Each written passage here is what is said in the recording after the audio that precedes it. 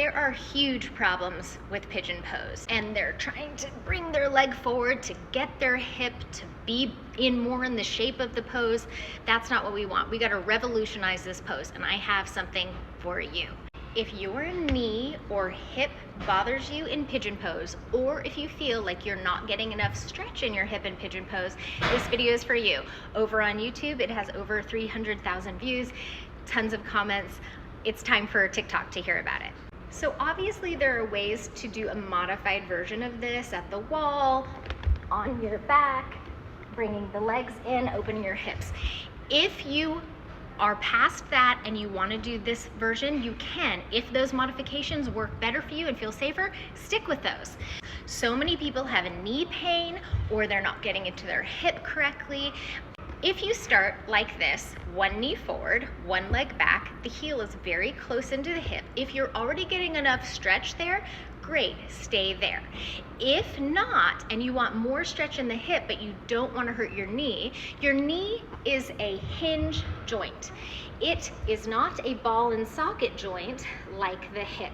So if you are taking your knee, and some teachers will say, now, to get your shin more parallel with the front of your mat, lift your ankle and move it more forward, okay? That can add torque to that knee joint and add pressure and really be problematic.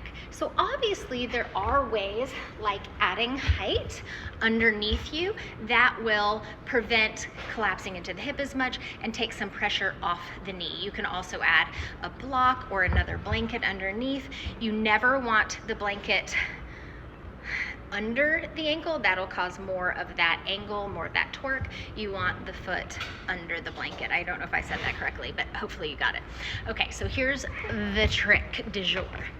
So instead of leaning over, trying to take the foot forward, and then coming back, problematic, you're going to press down into your fingers, lift your torso, and take everything over. If your right knee's to the right, you're gonna take it to the right. You're gonna allow everything to twist with you. Even your knee is gonna go with you.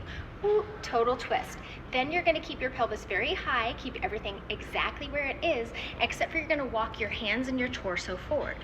Then, from there, you'll just slide the back leg back, which now there's a bigger space between the heel and the hip. So if we started here, there's a much bigger space there. And the movement came from the ball joint of the hip, not the hinge joint of the knee. So I'm going to show you that again. Starting here, heel is basically touching the hip. I'm going to lift up on my fingertips, lift up my pelvis. Take everything over to the left, because now my left knee is forward. Let everything go with me to the left in a turn, not just a twist, but a turn.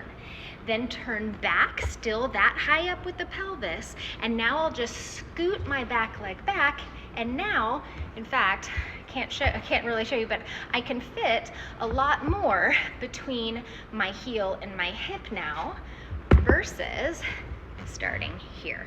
Okay, so give that a try. I hope it helps. Let me know if you have any questions in the comments.